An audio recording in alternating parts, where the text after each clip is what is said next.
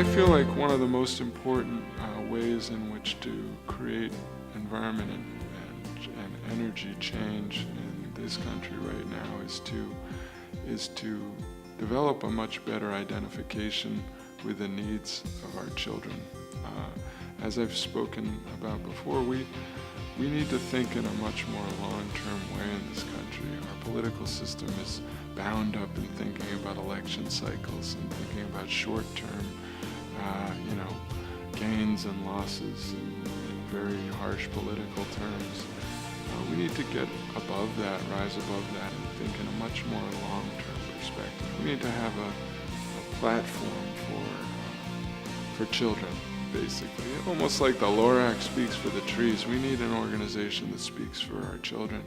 And that would give them the platform to look forward into the future and say, if it's not serving the interests of our kids, shouldn't we be thinking twice about what we're doing?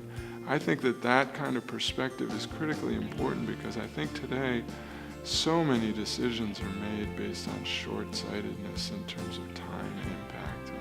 I think these decisions about energy, about the cost of energy, you have to think about what are the long-term consequences of continued reliance on nuclear power, of continued reliance on coal-fired power plants, even continued reliance on natural gas, continued reliance on fracking.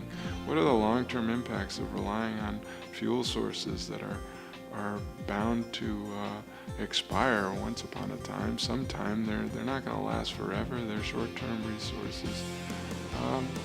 We need to prepare for the future, and there are other ways in which that's true as well. I think we need to have a much better sense of what the trade-offs are and be much more clear in the way